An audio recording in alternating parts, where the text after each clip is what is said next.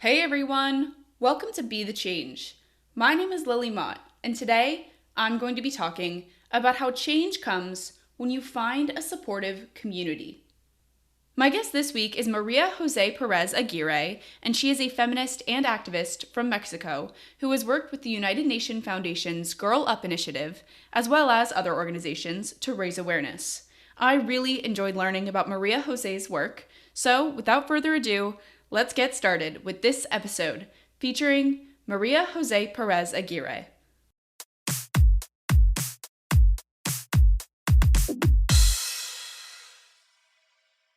My name is María José, or my friends call me Majo.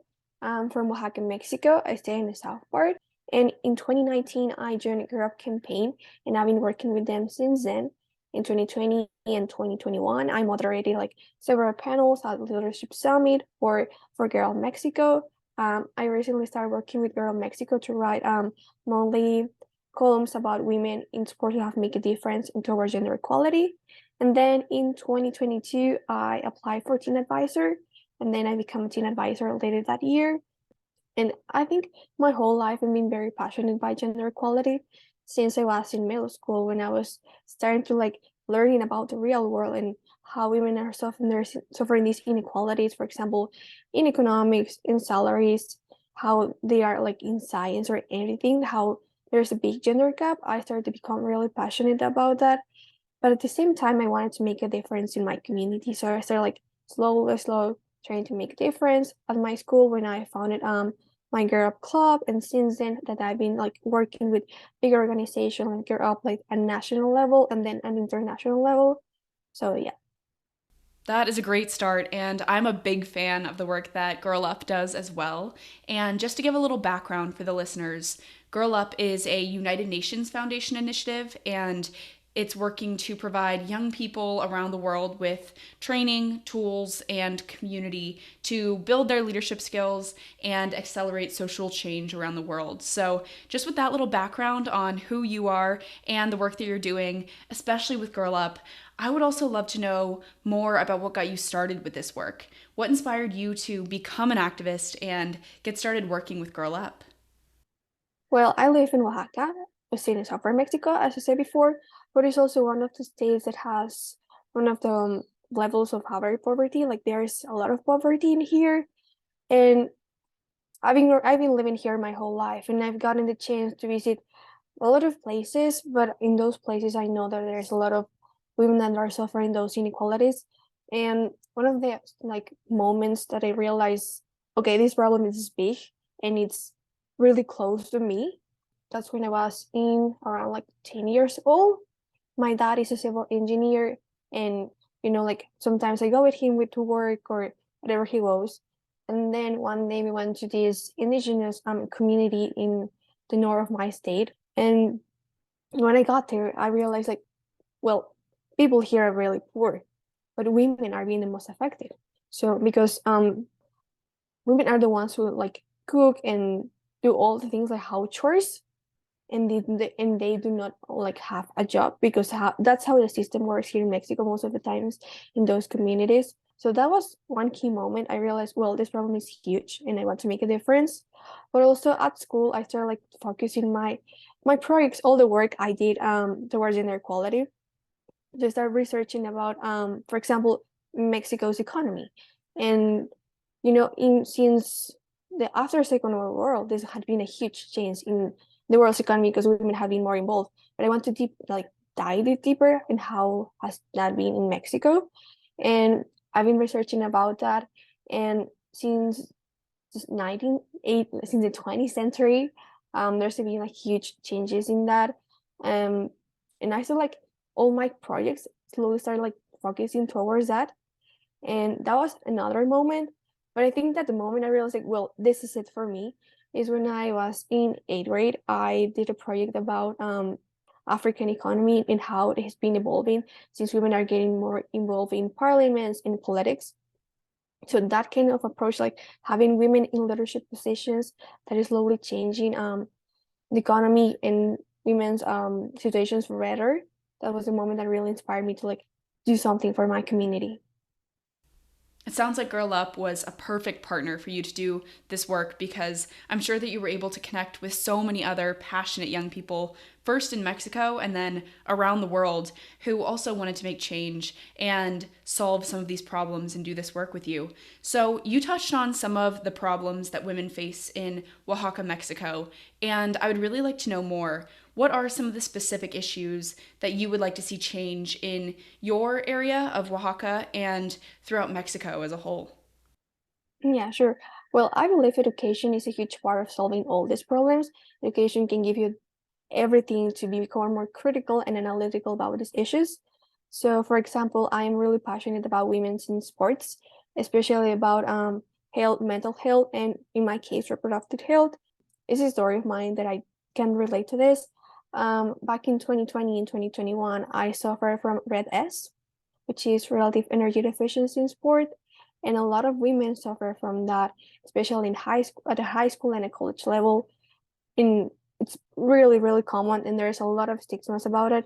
Well, basically, this is when your calorie intake does not match your calorie output, so your body starts shutting down like like basic body functions like menstruation. So your body starts like changing around and like many things happen, but in the long term this has very bad consequences. So I've been working with Girl Up and girls in my community to like educate them that they know that there is, if something happens to them, there is something wrong. So like trying like to change that story towards women in sports. That's one of the issues I'm really passionate about.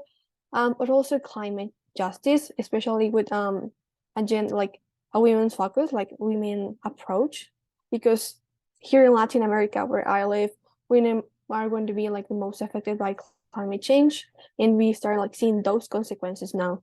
For example, where I live, as I said before, women are the ones who are in charge of doing the house chores and cooking for their families and doing all those type of things.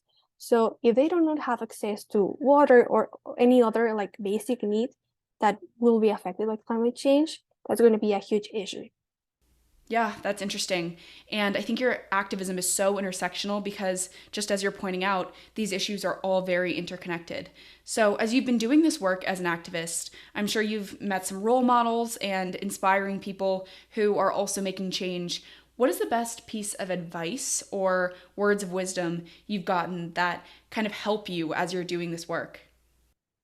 Yeah, well, I would say surrounding yourself with people who are going to be your support system is really, really important. I think as an activist, you sometimes like, yeah, you do the normal people stuff, you sometimes do more, and that can be kind of overwhelming, like balancing having a life and doing all the things you love. It's going to be hard. So sometimes having someone or many people around you that will support you in all the journey is really, really important. And I think I and many activities like learn those things the hard way, because getting burned out and overwhelmed, it's really, really easy. So learning how to take care of yourself, it's really important too. But I would say in order to avoid that, it's really important to have a supportive system. I think that's great that you've managed to cultivate that community for yourself too. And you've been able to work with girls from your community throughout Mexico and all around the world through Girl Up. So I have one more question for you. Lots of young people, especially college students and high school students, want to create change, but they may not know how to get started with that work. Do you have any advice for those people who may be listening? Yeah, but I would say when you're trying to make a difference, you sometimes think like I'm gonna change the world, but that's gonna be hard because at the end of the day, the little actions are the ones going to lead you like to very big actions. So I would say starting maybe like talking with your friends or family about an issue you care about, and maybe starting like I don't know, like brainstorming some things or activities you can do with them. That's the little start. But if you want to get like in the long term, you want to get like more involved with that, I would say join a local organization, an organization, for example, like Girl Up, that it's international. I would say that also, for me, I joined Latinas for Climate, which is an organization here in Latin America. So I joined them as well. So, but I would say like start with the small changes with your community. And then if you feel like really passionate and want to continue, join the bigger organizations.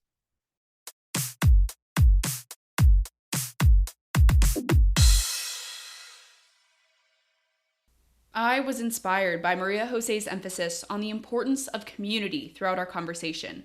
Maria Jose knew she wanted to do activism, and she found Girl Up, which provided her with an international community to support her through that work. She started her activism at a local level in Oaxaca, then began working with other activists from around Mexico, and then around Latin America. And then, as a Girl Up teen advisor, she began working with activists from around the world. Maria Jose shared how important her community has been throughout her work as an activist, and I think we can all keep her advice and her story in mind, because change comes when you find a supportive community.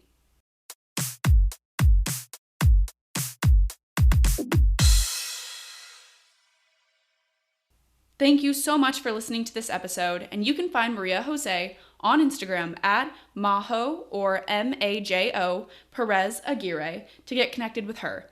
If you want to talk about anything I mentioned, please reach out to me by email at lily@bethechangepodcast.org or on Instagram at bethechangepodcast.